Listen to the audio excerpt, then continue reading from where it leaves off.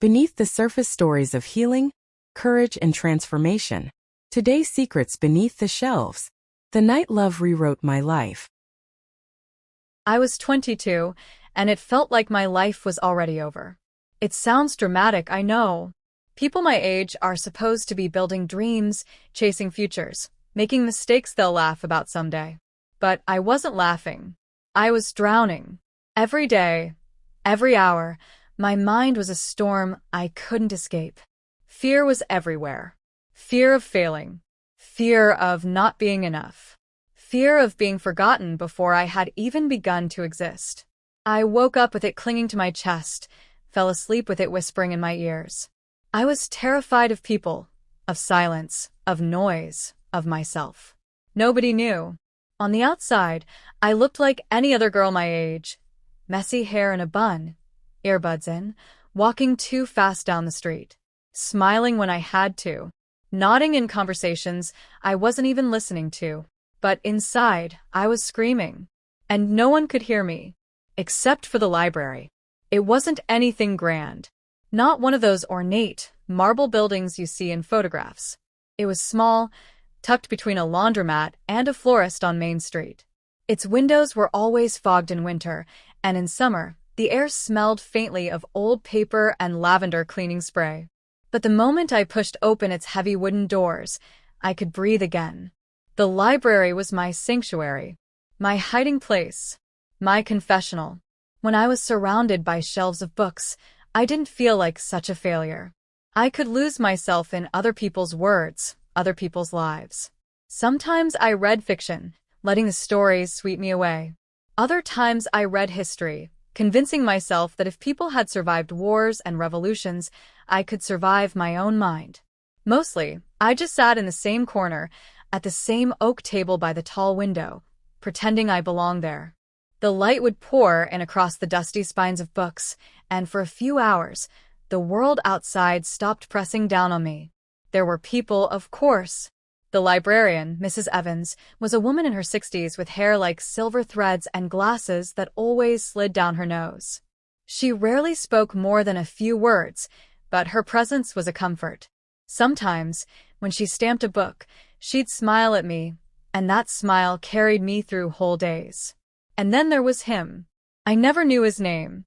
He was always there, at a different table, sometimes scribbling in notebooks, sometimes typing furiously on his laptop. He looked about my age, maybe a little older. Dark hair that curled at the ends, shoulders hunched, as if carrying the weight of the world. We never spoke, but in some strange way, his silence matched mine. The library was where my life slowed down enough for me to notice things. The way dust danced in sunlight. The sound of pages turning like whispers. The steady rhythm of Mrs. Evans shelving books. And the boy, always writing, always lost in thought, as if his mind was a labyrinth like mine. But the library wasn't just peace. It was also where my fears became louder. Because in silence, there are no distractions. Sitting at that oak table, I had to face myself. And facing myself was terrifying. I kept a small journal tucked in my bag. It wasn't like his notebooks. His pages looked full, alive, purposeful. Mine were just fragments. Sentences I never finished. Thoughts I never dared say aloud. Some pages were covered in shaky handwriting. Words like, I am not enough. Everyone will leave. Why does my chest hurt every time I breathe? I didn't write to make sense of anything. I wrote because if I didn't, the feelings would consume me. And in that library, surrounded by books written by people who had lived and felt and suffered too, my words didn't feel so pathetic. One rainy afternoon, as thunder rumbled outside, I stayed later than usual. The library was nearly empty, just Mrs. Evans, the boy, and me. The windows were streaked with rain, and the lamps cast a golden glow across the tables. I remember looking around and thinking, if there's a place in the world where I can survive myself, it's here. But survival isn't the same as living. And I didn't know yet that the library, the place that held me together, was also going to break me open. It happened 2 weeks later. I had gone to my usual table, but someone had left a book there. An old, battered hardcover with no dust jacket.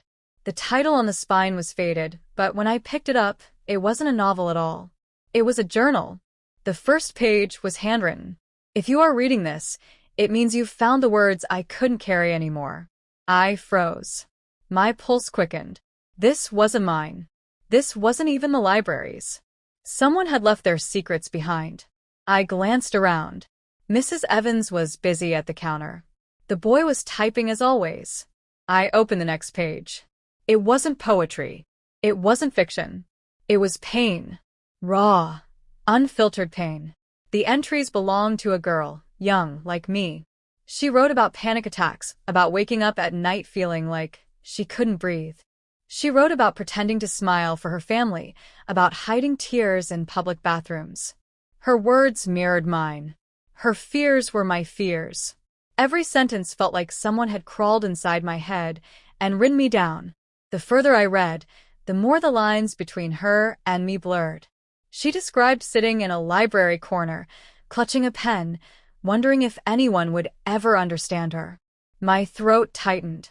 Was it possible she had sat right here, at this same oak table, years before me? And then I saw it, on one page, scrawled in larger letters. If you're reading this, please don't give up. Please. If I couldn't make it, maybe you can. Tears blurred my vision. I pressed the journal to my chest, as if holding onto it could anchor me. I had spent so long believing I was alone in my chaos. But here was proof someone else had been here. Someone else had fought the same invisible battles. I didn't know who she was. I didn't know where she was now. But her words saved me that night. Because for the first time in years, I didn't feel completely invisible.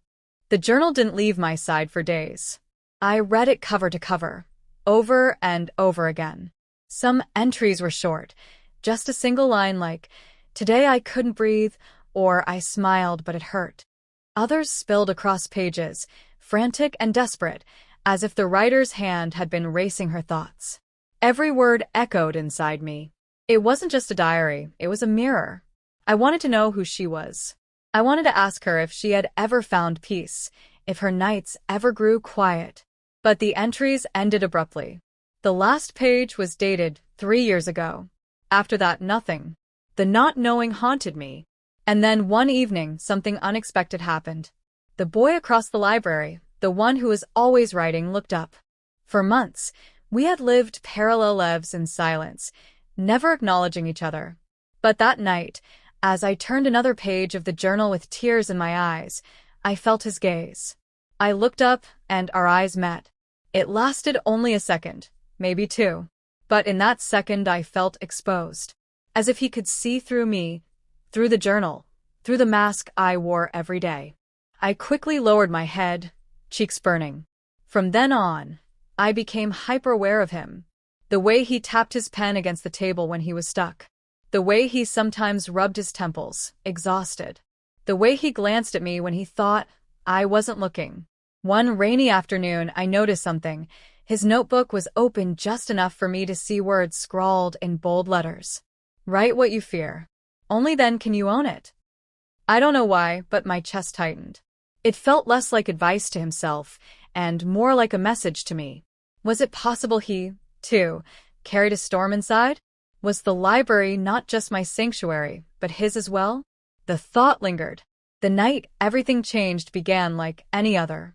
The sky was dark with clouds, and thunder rolled in the distance. I slipped into the library just before closing time, desperate for the silence that steadied me. The journal was in my bag. I carried it everywhere now, as if the girl's words were a lifeline. But when I walked inside, I knew something was different. The lamps glowed dimly. Rain pelted the windows. Mrs. Evans gave me a weary smile and said softly, "Storm's coming in strong tonight. I'll be closing early, if the power goes out." I nodded and hurried to my table. The boy was already there, scribbling furiously. His face was tense, as though he was racing against time. I opened the journal, letting its pages calm me. But the storm outside grew wilder, rattling the windows. The lights flickered, once, twice, and then the library plunged into darkness. Mrs. Evans cursed under her breath. "Hold on, I'll check the breaker," she muttered, disappearing into the back. The silence that followed was thick, broken only by the storm. My phone's flashlight cast a small circle of light across the table. And that's when I saw it. The boy had moved closer. "Do you always stay this late?" His voice was soft, careful. I froze. In all these months, this was the first time he had spoken to me. "Sometimes," I whispered. My voice cracked. "It's quiet here." He nodded, as if he understood completely. "Me too." For a moment, we just sat there, listening to the rain. Then he glanced at the journal in my hands. "What's that?" My fingers tightened around it. I didn't want to share. It felt too personal, too raw. But something in his eyes, the same heaviness I carried, made me take a breath and say, "It's someone else's story, but it feels like mine." He leaned forward, resting his elbows on the table. "Sometimes strangers tell our truths better than we can." The words hit me like lightning. I had never told anyone about my fears, my panic, my emptiness. But here was this boy, speaking like he already knew. The storm raged on, thunder shaking the walls. Mrs. Evans hadn't returned yet. It felt like the world outside had disappeared, leaving only the two of us, two strangers in the dark, with secrets pressing at our lips. And then, without thinking, I whispered, "I'm scared all the time." The admission hung in the air like a confession in church. My heart pounded, terrified of his reaction. But instead of pity, his expression softened. "Me too," he said quietly. The silence after that was different. Not heavy, not suffocating, but fragile, like something new had been born between us. For the first time in years, I didn't feel completely alone.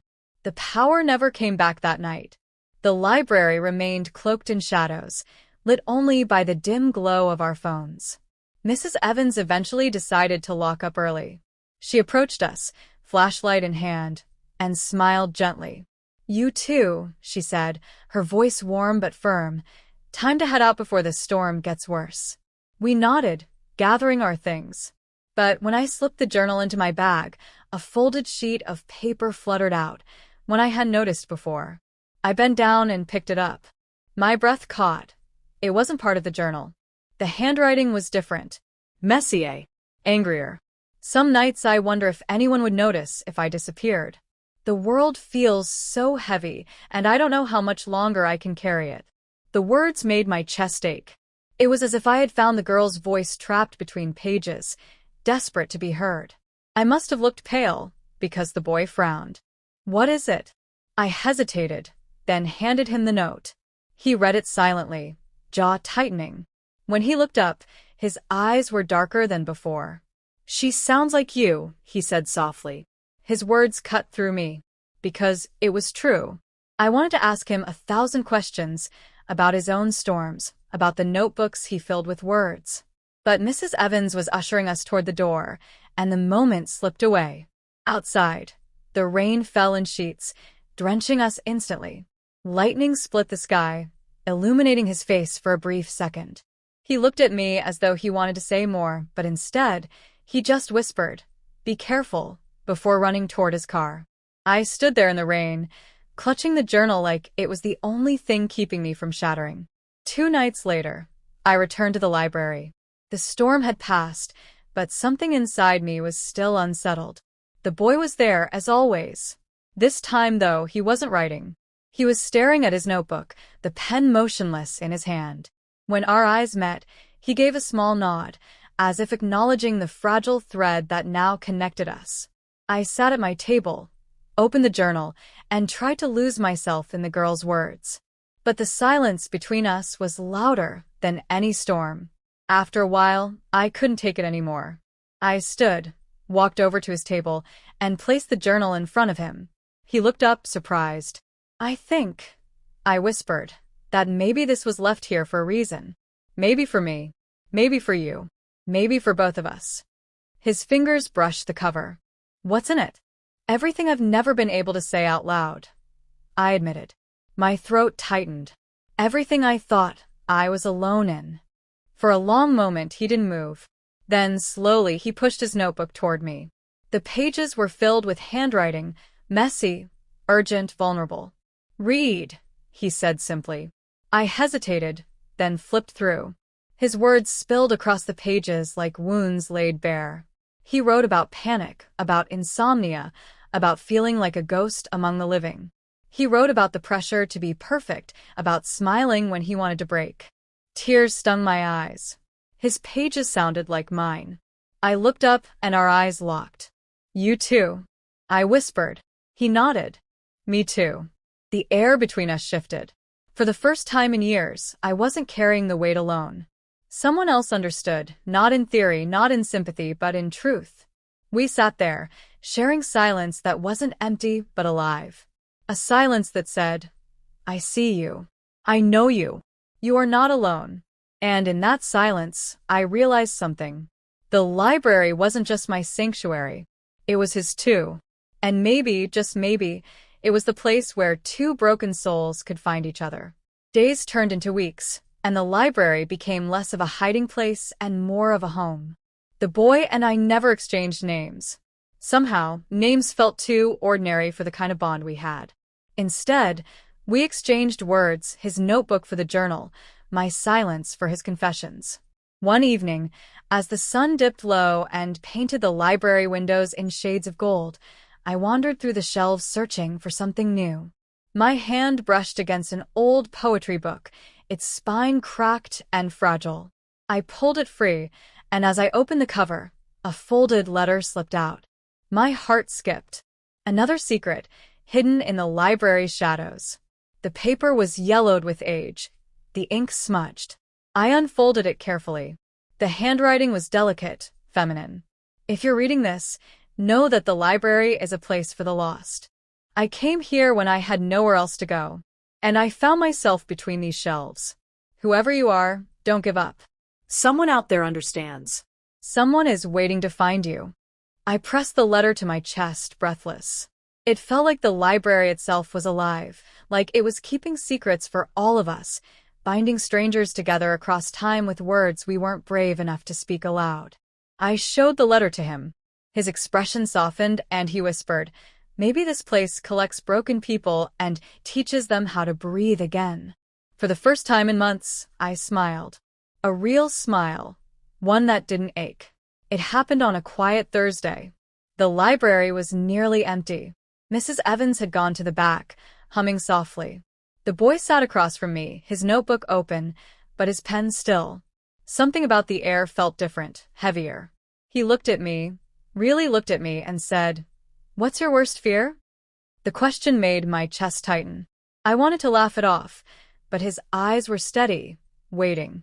So I whispered, that I'll never be enough. That people only pretend to love me. That one day, I'll be left behind. The words slipped out like a wound breaking open. He didn't flinch. He didn't pity me. Instead, he reached across the table, his hand brushing mine. "My fear," he said quietly, "is that I'll drown in my own silence. That no one will ever hear me." Our eyes met, and in that moment I realized something profound. Fear is heavy, yes, but when it's shared, it loses some of its weight. We sat there, hand to hand, two broken souls holding onto each other in the one place that had saved us both. And then, almost as if on cue, the storm outside began. Rain against the windows. Thunder in the distance. But this time, I wasn't afraid. Because for the first time in years, I wasn't alone. That night, as I left the library, I didn't feel like the same girl who had walked in months ago, drowning in her fears. I felt lighter, stronger, Alive. The library hadn't just been my sanctuary. It had been my mirror, my confessional, my bridge to another soul who carried storms like mine. I don't know where our story will go. Maybe he'll always be the boy with the notebook, and I'll always be the girl who found a journal. Maybe we'll drift apart, like strangers who shared a single chapter. Or maybe, just maybe, we'll keep writing together. But I know this. The library that kept my secrets also gave me the courage to face them. And sometimes, the quietest places echo the loudest truths. I'm 22, and my life isn't over. It's just beginning. Subscribe to the Beneath the Surface channel so you don't miss new and exciting videos and stories.